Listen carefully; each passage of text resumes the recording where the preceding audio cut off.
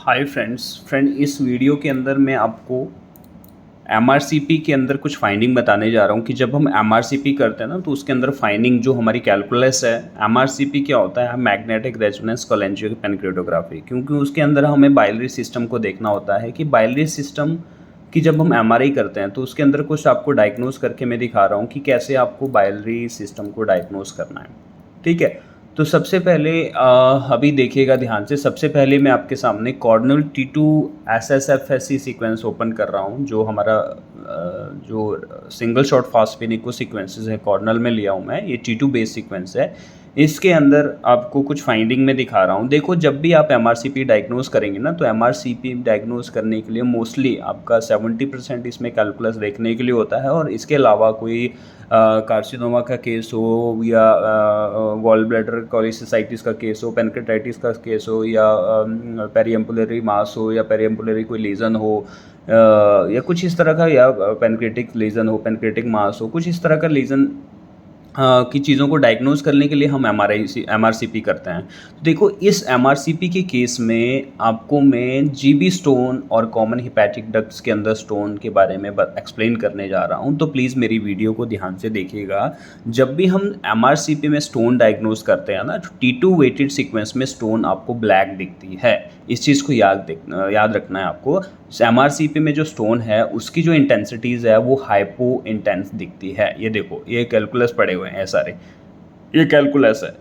देखो, स्टोन है उसके अंदर कोई भी कंटेंट्स नहीं है, तो इसलिए T2 वेटेड सीक्वेंस में आपको ये कैसे दिखते हैं? हाइपो इंटेंस दिखते हैं। ये देखो, काफ़ी ज़्यादा ब्लैक आपको यहाँ पे दिख रहे होंगे स्टोन्स।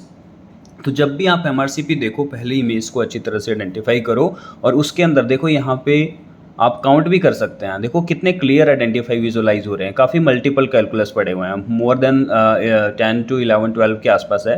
1 2 3 4 5 6 7 8 9 10, और एक यहाँ पे 11, और एक यहाँ पे फंसा हुआ है। देखो, जहाँ पे हमारे लीवर से राइट हिपैटिक डक्ट और लेफ्ट साइड से left hepatic duct, left lobe of liver से लेफ्ट हिपैटिक डक्ट आती है, जहाँ पे वो मीट करती है, जहाँ पे वो कॉमन हिपैटिक डक्ट बनाती है ना, जहाँ पे दोनों राइट साइड से और लेफ्ट साइड से बाइलरी डक्ट्स आती है ना, तो वहाँ हिपैटिक डक्ट्स आती है, तो वो आपस में मिलके एक डक्ट्स बनाती है जिसको हम कहते हैं कॉमन हिपैटिक डक्ट। तो वहाँ पे भी एक कैलकुलस है। देखो, जूम करके मैं आपको क्लियर इसमें दिख रहा होगा। तो यहाँ पे देखो, ये कॉमन हिपैटिक डक्ट्स के पास भी एक कैलकुलस फंसी हुई है। इसके अलावा यहाँ पे क्या है, जो हमारी CBD है वो आपको क्लियर दिख रही होगी। CBD में कोई भी कैलकुलस नहीं है, but at end of the CBD यहाँ पे कुछ डाउट लग रहा है, क्योंकि यहाँ पे देखो, यहाँ पे थोड़ी ठीक है, और यहाँ पे डायलाटेशन हो गई है, क्योंकि नीचे कुछ है इसलिए डायलाटेशन हो गई है। तो यहाँ पे भी सस्पेक्ट करके हमने पेरिएम्पुलरी कार्सिनोमा डायग्नोज किया है। तो आगे फर्दर आपको ये बाकी के सीक्वेंस में दिखेगा। तो देखो कैलकुलस कैसे दिख रहे हैं। ये मोर देन 10 to 11 mm के साइज़, ज़्यादा साइज़ होगा, 11-12 mm के बीच में इसका साइज़ होगा। तो ऐसे ही आपको डायग्नोज करना है एमआरसीपी में स्टोन। ये कॉर्नल सीक्वेंस है, तो कॉर्नल को आप जितना बेटर लोगे उतनी ज़्यादा आपको इसमें कैलकुलस नज़र आएगी। इसके अलावा जब आप एक्सियल देखोगे तो axial T2 weighted sequence, liver में देखो कुछ नहीं है। ये देखो, ये यहाँ पे डक्ट्स, हिपैटिक डक्ट में कैलकुलस है। उसके अलावा ये गॉल ब्लैडर, ये देखो गॉल ब्लैडर के अंदर काफ़ी ज़्यादा देखो ये कैलकुलस है। ये सारे कैलकुलस है जो आपको ये ब्लैक से दिख रहे हैं ना, ये सारे कैलकुलस है। ये जीबी के अंदर देखो, गॉल ब्लैडर के अंदर ये बाइल जूस होता है, बाइल जूस के अंदर ये देखो पूरे जीबी के अंदर ये कैलकुलस पड़े हुए हैं। तो ये पेशेंट हमारे पास एमआरआई करवाने आए थे। सो इसी के लिए पेशेंट को जॉन्डिस की हिस्ट्री थी, एब्डोमेन पेन थी, वेट लॉस हो रहा था, और एनोरेक्सिया की हिस्ट्री थी, यानी कि पेशेंट को कम भूख लग रही थी। तो इसके लिए हमने फिर एमआरआई पेशेंट का एमआरसीपी किया है।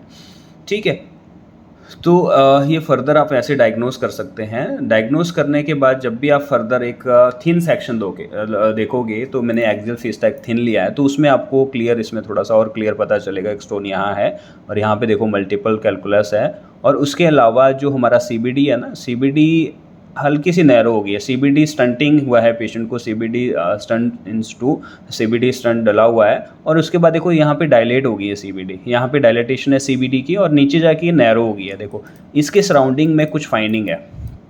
इसके सराउंडिंग में ये पेरिएम्पुलरी कार्सिनोमा डायग्नोज किया है। तो कार्सिनोमा का केस भी है ये, ऑलरेडी पेशेंट का प्रीवियस स्कैन हुए हैं, तो इसमें हमने यहाँ पे देखो नैरो हो गई है, उसके ऊपर देखो कितना डायलेट है, नीचे जाके नैरो हो गई है, और इसके साथ अंदर आपको हाइपो इंटेंस दिख रहा होगा कोई पार्ट, तो ये CBD स्टंट है।